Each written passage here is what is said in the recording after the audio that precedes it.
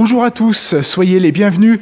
Aujourd'hui, pour un nouveau live Facebook, nous sommes à la Chartreuse de Sainte-Croix-en-Jarret. Nous allons passer un moment en compagnie d'Adrien Tidjarian, qui est à l'origine d'une crèche provençale, une crèche de Noël, qu'il a mis en place, voilà maintenant une douzaine d'années, depuis 2004 exactement. Nous allons aller à sa rencontre, il va nous parler de son travail, de la façon dont il a mis en place, avec l'aide de plusieurs bénévoles cette année, cette crèche 2017. Je vous invite à nous suivre. C'est parti, on y va. Nous voici à présent donc devant la chapelle où nous allons pénétrer maintenant pour vous raconter un magnifique conte de Noël en compagnie d'Adrien qui, avec l'aide de nombreux bénévoles, a cette année conçu une scénographie originale que nous allons donc découvrir. Eh bien, nous voici à présent à l'intérieur de l'église en compagnie d'Adrien Tidjarian. Bonjour Adrien. Bonjour. Merci de nous accueillir devant votre crèche que vous avez donc commencé à réaliser il y a combien de semaines maintenant ? Il y a à peu près 8 semaines, donc à partir du 20 octobre, nous avons commencé à réaliser cette crèche. Alors, elle est monumentale, c'est la plus grande de la Loire et même l'une des plus grandes de la région Rhône-Alpes, je crois. C'est certainement la plus grande de Rhône-Alpes, après le village miniature de Grignan.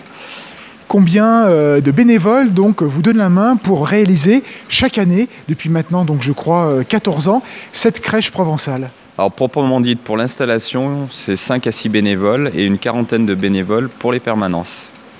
Alors on a eu la chance de passer tout à l'heure derrière le décor pour voir un petit peu l'installation et notamment toutes les tubulures, le circuit électrique, le circuit également qui amène l'eau puisque une véritable source serpente à l'intérieur par les ruelles du petit village que vous avez reconstitué. Expliquez-nous un petit peu donc tous ces détails techniques, comment ça fonctionne et quelles sont les quantités et les chiffres qui sont quand même assez impressionnants. Alors partons du circuit d'eau. Alors il faut compter à peu près 600 litres d'eau. C'est un circuit fermé, donc c'est-à-dire qu'il y a une pompe en bas du circuit qui récupère l'eau pour remonter en haut de la rivière. Après, au niveau de la crèche, les caractéristiques techniques, elle fait 60 mètres carrés, il y a à peu près 150 santons, partant de 30 cm à l'arrière et 60 à l'avant. Qu'est-ce que je peux vous dire d'autre ? Par rapport à l'eau, par rapport au fait que donc, vous avez procédé de quelle manière pour construire ces successions en fait de maisons que l'on voit ici, là juste devant nous ? Alors dessous, nous avons déjà un échafaudage. Il y a le maître-autel qu'il faut coffrer. Ensuite, il y a un échafaudage qui vient dessus pour ne pas toucher le maître-autel.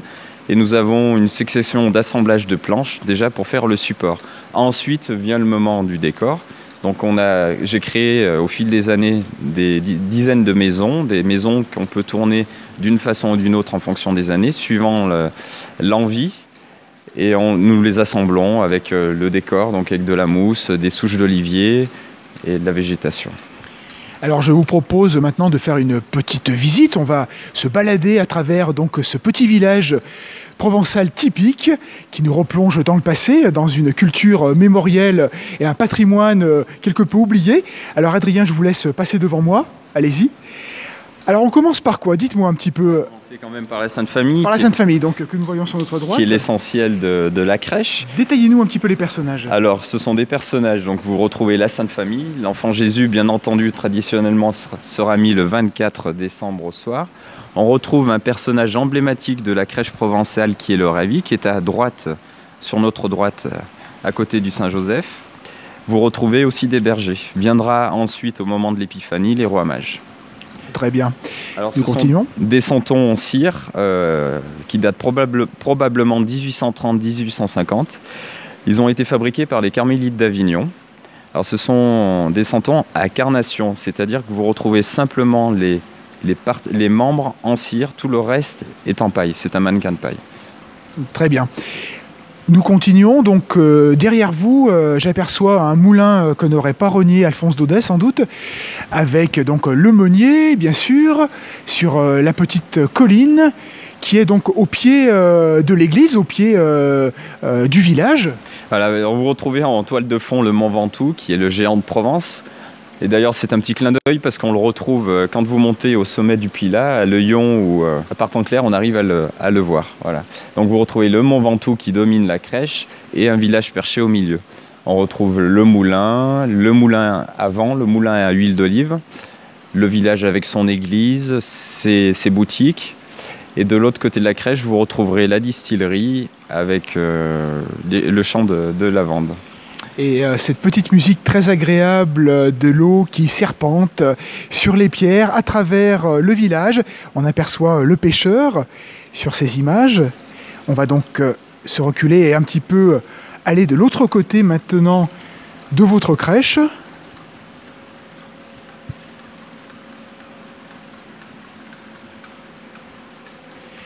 Nous apercevons maintenant donc une lavandière en train de battre son linge, c'est ça?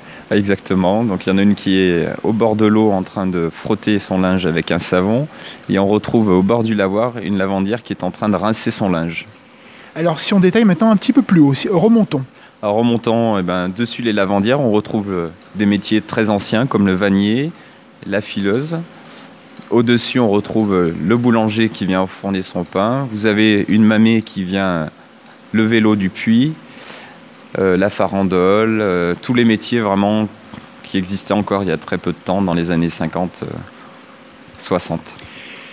Quelle est la symbolique d'une crèche de Noël et d'une crèche provençale en particulier? En fait, la crèche provençale, on représente l'ensemble des gens du village.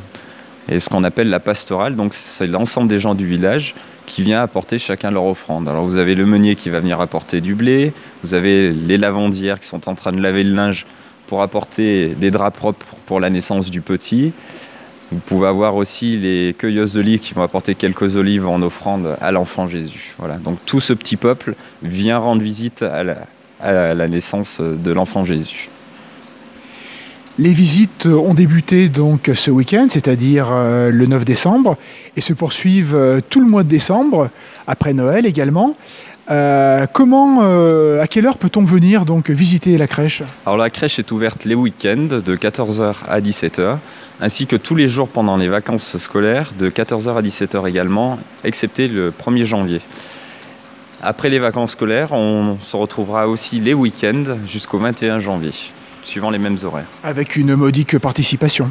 Voilà, donc nous demandons par adulte 2 € pour les frais de fonctionnement de la crèche. Et gratuit pour les enfants de moins de 16 ans.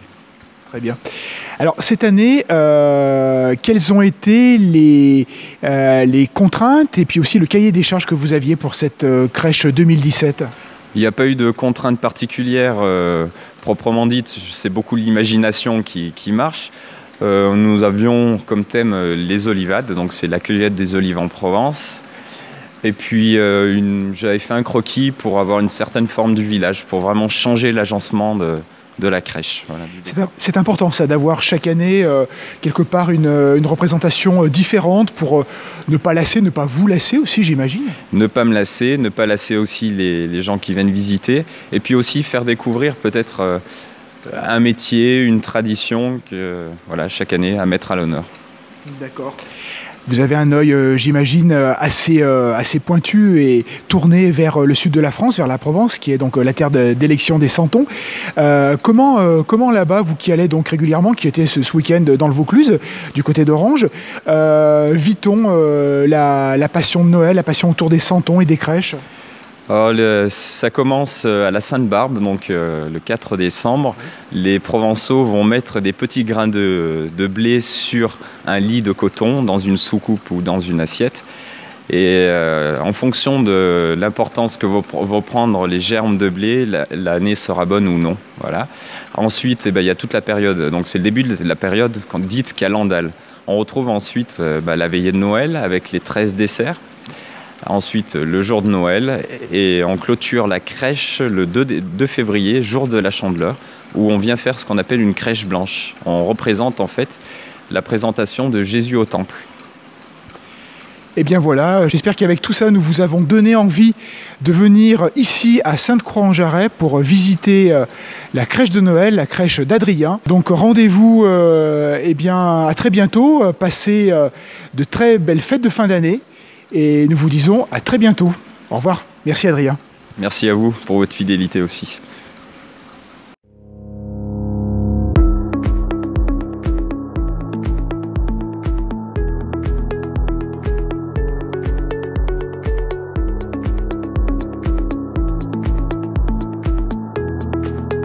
Shutterstock Music.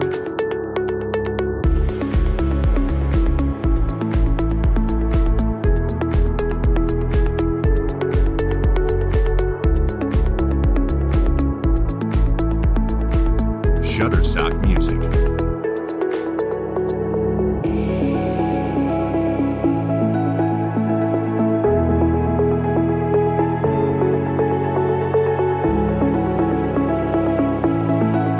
Shutterstock Music.